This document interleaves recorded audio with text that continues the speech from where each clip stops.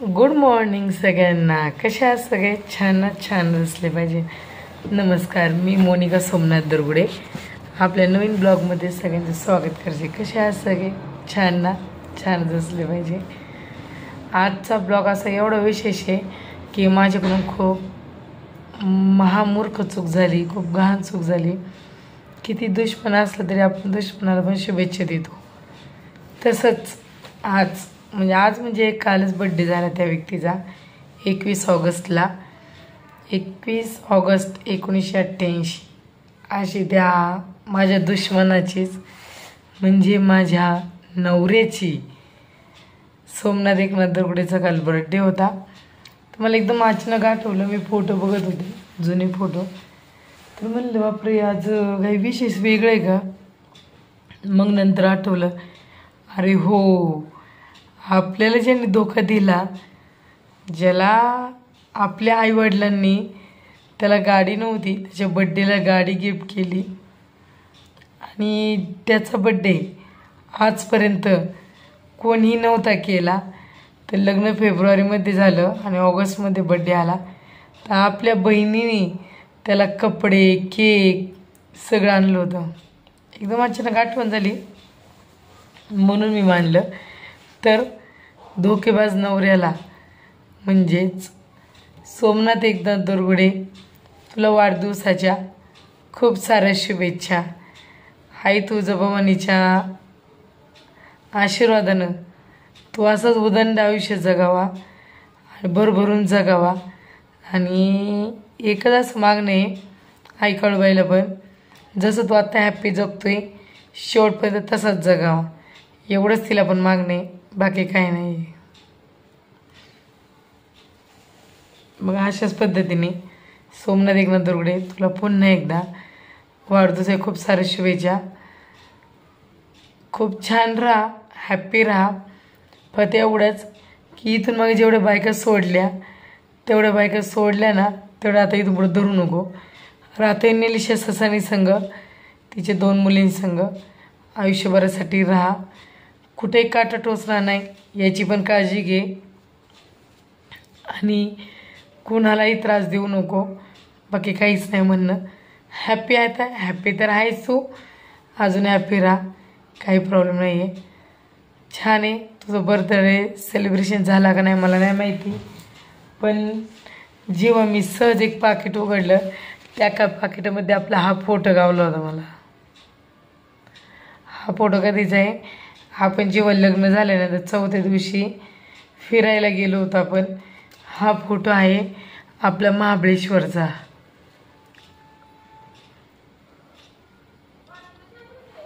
हा फोटो महाबळेश्वरचा आहे. त्यास तू कसं होतं, मी कशी होती.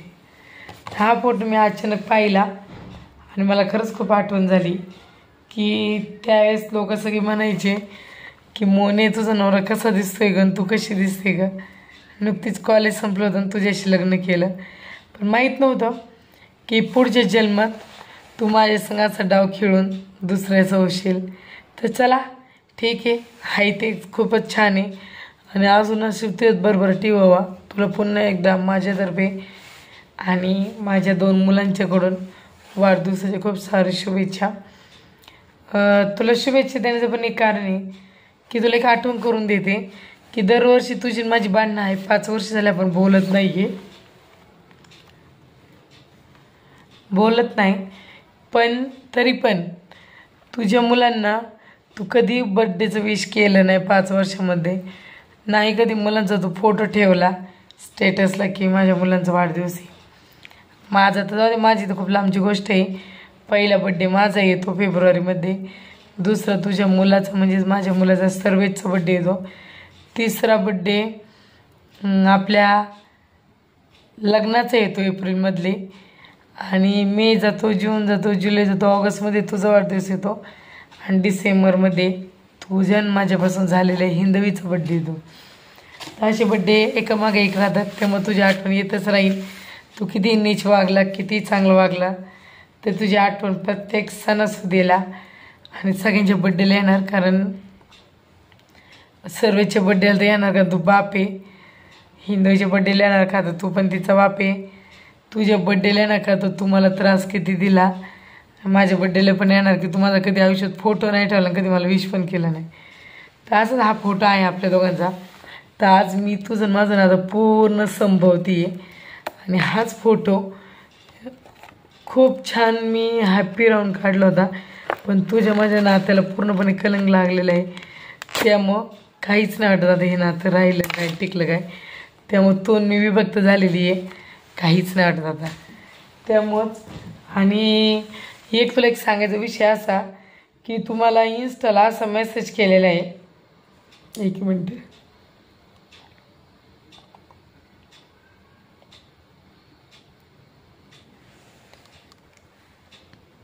तुम्हाला मेसेज काय केला होता दिसते का नाही काय माहिती.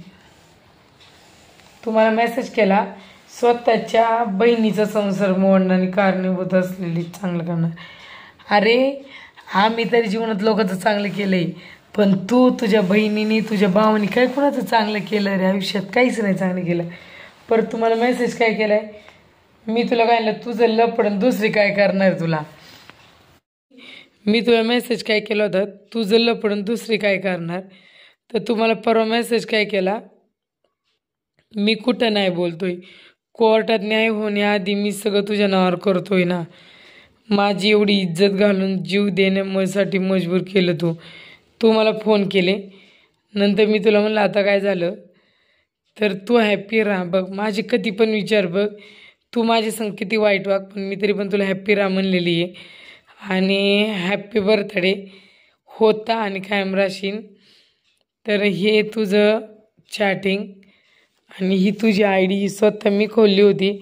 याच्यात आपले खूप एवढे व्हिडिओ होते, खूप व्हिडिओ होते. तर याच्यामध्ये आता फक्त तुझे आणि निलेशाचे फोटो आहे आणि ही तुझी आय डी. तू कोणत्या पण आय डीवर मला किती घाण कमेंट केला तरी मला काही वाटत नाही. त्यामुळं तुला मी अजूनही सांगते, सावध हो, सावध राहा. आणि तुम्हाला काय न्याय होण्याआधीच तुला मी काय देणार होता, मला हक्क देणार होता. अरे माझे अधिकार तुला देता आले असते ना बाळा, तर जीवनामध्ये लय पुढे गेला असता तू माझे अधिकार नाही भेटा म्हणून तू किती प्रयत्न करतोय, मला काय कळत नाही का? एवढी काय बुद्धी आहे का मी? होय. म्हणून मोबाईलमधला एक अल्बम काढला. जेव्हा सोमनाथ दुर्गुडेचा बड्डे होता त्यावेळेस आम्ही त्याला कपडे घ्यायला गेलो होतो. हा आमचा मॉलमधला फोटो आहे.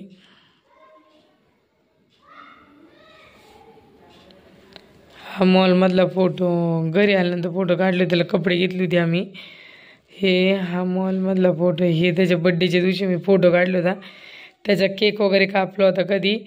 तर सांगायला खूप आनंद होईल की ज्यावेळेस आम्ही बंगालला होतो, आम्ही त्याचा रात्री 12 वाजता केक कापलेला होता, तेव्हाचा हा फोटो आहे. तर ह्या फोटोला कंप्लीट 5 वर्ष कंप्लीट झालेली की मी त्याच्या बड्डेला रात्रीच्या 12 वाजता केक कापला. ही माझी जाव आहे आणि ही जी गाडी आहे ती सोमनाथ दुर्गुडेला माझ्या वडिलांनी बड्डेला गिफ्ट केली होती लग्न झाल्यावर. तेव्हा मला काय मुलं बिलं काही नव्हती, तेव्हा गाडीची पूजा करत होतो. तेव्हा ही गाडी माझ्या बापाने दिलेली आहे. आणि आता ह्या गाडी 10 ते 15 जण हिंडलेले आहे ह्या गाडीवर बसून. बड्डेला फोटो काढलेला होता. मला मोबाईल थोडा चाळावा, तेव्हा मोबाईलमध्ये गेले आणि आमचे फोटो बघितले तर खरंच खूप रडायला आली मला. तेव्हा ही माझी मुलगी होती लहान, जे सोमनाथ दुर्गुडे मला हाणलेलं होतं. तेव्हा माझं डोळ्याखाली तुम्ही पाहू शकता. तर मला एवढं हाणलं होतं की माझ्या डोळा पूर्ण जखम झाली होती डोळ्याच्या खाली. चेहरा वगैरे अख्खा सुजलेला होता, तुम्ही पाहू शकता. नखाचे वन वगैरे सगळे होते. असं मला हाणलं होतं. एवढीशी मुलगी होती माझी पाळण्यात, तेव्हा मला याने कुत्र्यागत हाणली होती का तर बायकांवरून.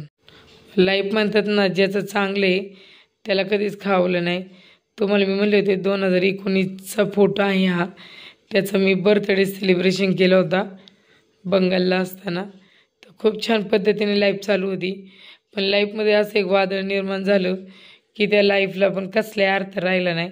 सोमनाथ दुर्गुडेने फक्त एक हसता खेळता संसार कसा उद्ध्वस्त केला हे त्याच्याकडून शिकून ज्याला खरंच संसार वाटव करून घ्यायचा असेल त्याने नक्की, तुम्हाला मी आता ID दाखवलेली त्याची इन्स्टाची, नक्की त्याला सपोर्ट करा आणि त्याला विचारा की काय असतं आयुष्याचा खेळ खेळणं आणि कशी लाईफ बिघडती, हे त्याच्याकडून शिकलं पाहिजे.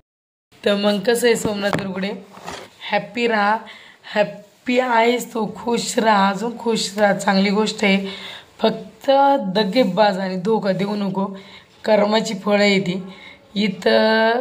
खऱ्या खोट्याचा न्याय होतो, पण तेवढंच की थोडा वेळ लागतो, पण खऱ्या खोट्याचा न्याय झाल्याशिवाय राहत नाही. कर्माची फळे ती खालीच फेडायची. तसं देव पण भगवान पण वरती घेत नाही, कारण तुमच्यासारख्या पापी माणसाला वरती जागा तर पाहिजे ठेवायला. कारण नरकात द्यायची का कशात द्यायची जागा त्याला पण ठरवलं पाहिजे ना. आणि त्याच्या हातात तेवढं आहेच आहे, हे तुला पण माहिती आहे.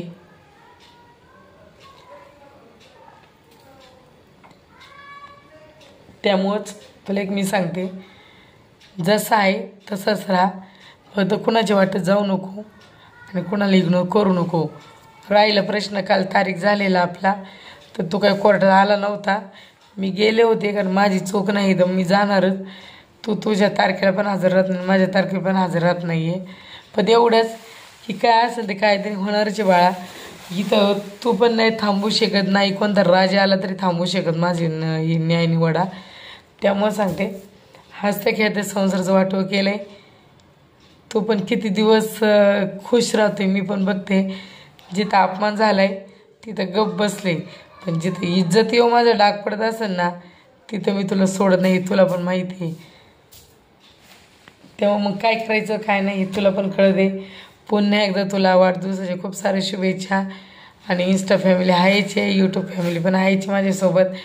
आणि एक आजचा असा प्रसंग घडला होता की मी मुलांना शाळेतून घेत होते. म्हणजे खरंच खूप छान प्रसंग घडला, आज पण घडला आणि त्या मागच्या सोमवारी पण घडलं होतं श्रावण महिन्यात. की जेव्हा मी मंदिरातून बाहेर आले पाया पडून,